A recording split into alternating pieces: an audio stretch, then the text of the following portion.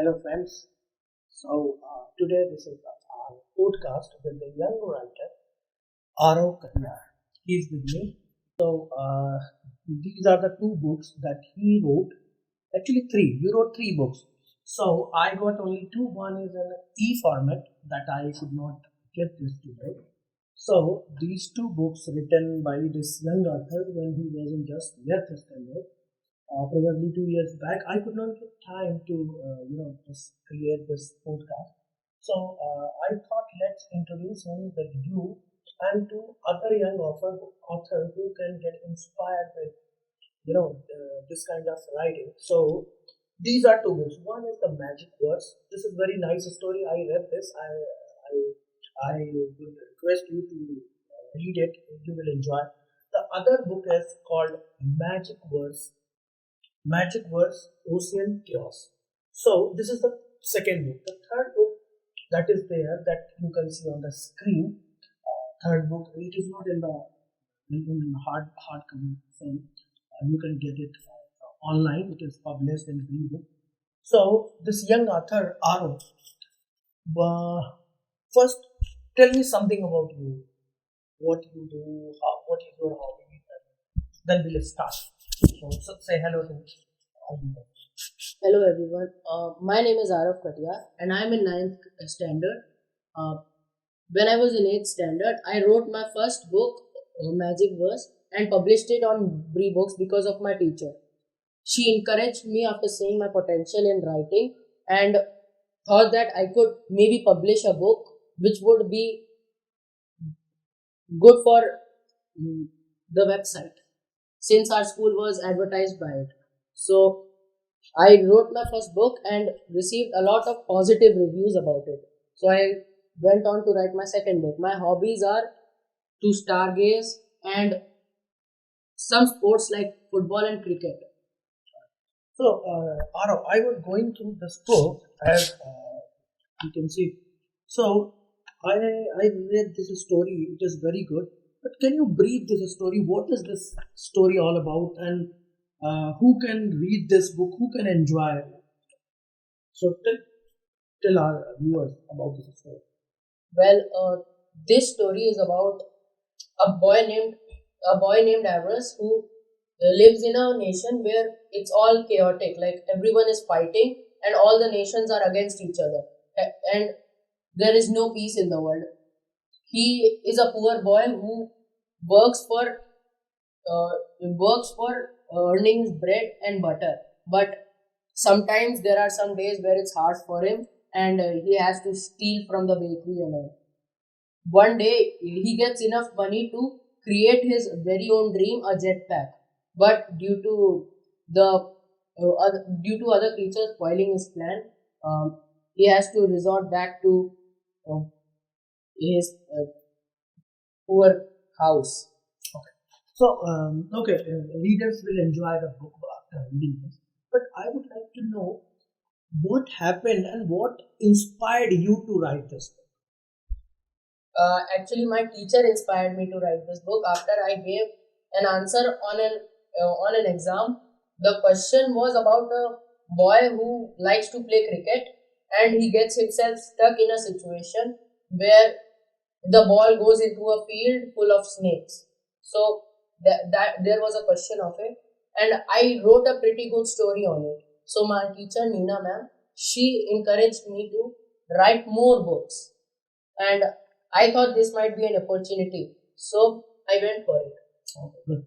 So let me tell something about Aro. Aro has wrote his first book in when he was in fifth or sixth, I think fifth standard when we were in Bangalore. As you know, I'm his father. So this interview is an interview with my son. So Aro wrote this first book when he was in fifth standard, and I found his diary, and I found this was good enough for the student who isn't just in fifth standard and hardly 10-year old. Then I encouraged him, but he never wrote. As you know, these days kids never listen their parents, but they listen teachers. So when his teacher inspired him, he wrote this book that has been printed. Though he wrote some other books in that is not printed and it is there in the diary itself. But so tell me, what inspired you to write that fifth standard story when you were in just fourth standard, I believe, right? You were in Hyderabad. Fourth. So why did you not continue, and why you wrote the story only after your teacher requested you? Why don't you write yourself? The fourth standard book that I did write, I wrote it by myself, not because of a teacher. I was bored that day and there was nothing else to do. So I let my imagination go loose and wrote a book which I thought was good enough back at that time. Now that I think about it again, it's like Looney Tunes. Like, it's all cartoony. So I don't think I'm ever going to get that book published. Okay, nice. So tell me what you would like to say about those who has this in their mind, some story or some ideas. Why should they write it, and what they should keep in mind before writing this book, and what you learned after writing these three books? Well, they shouldn't keep anything in mind when they are writing a book. Just whatever story comes to their mind, they write it. It just has to have some logic, connection with the past, and no grammatical mistakes like any other book does. Otherwise, the viewers or readers might find it hard to read the book.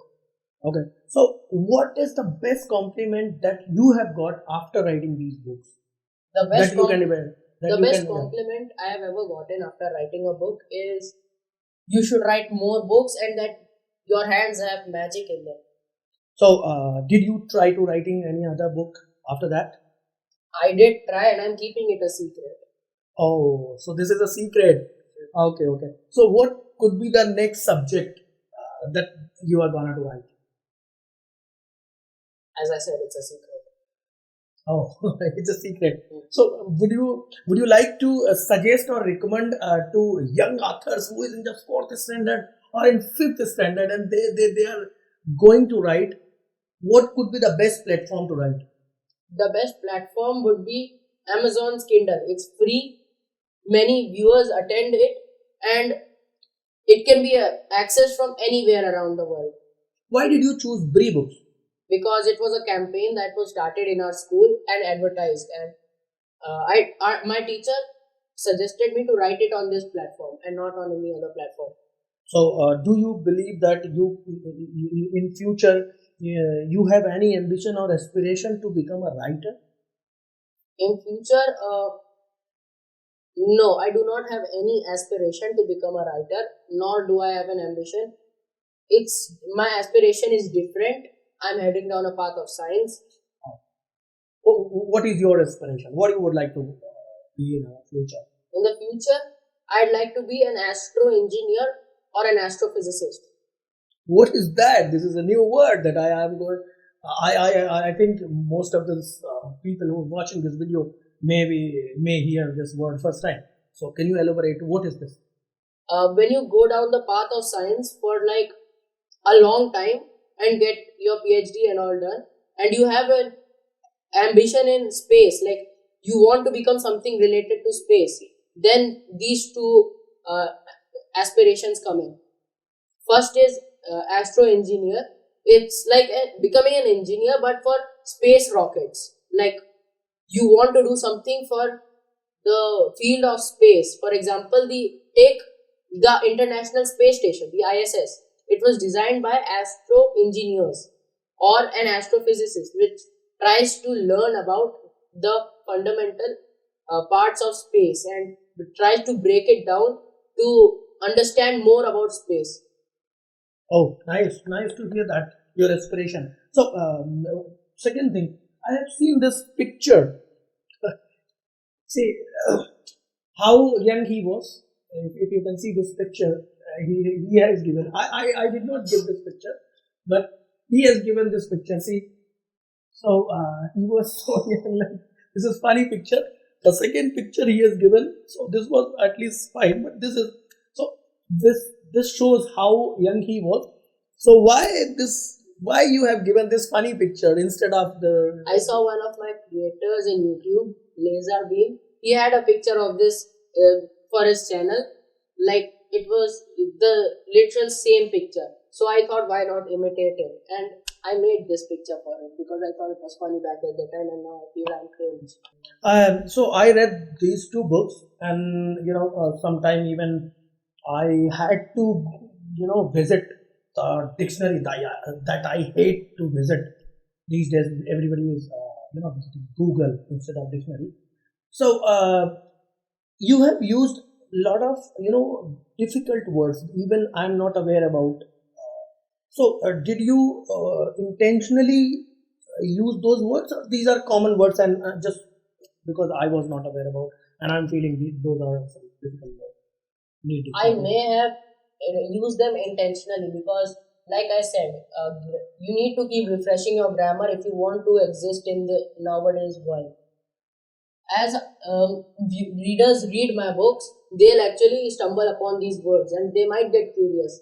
They might visit the dictionary or even maybe Google, as you said, and enhance their vocabulary.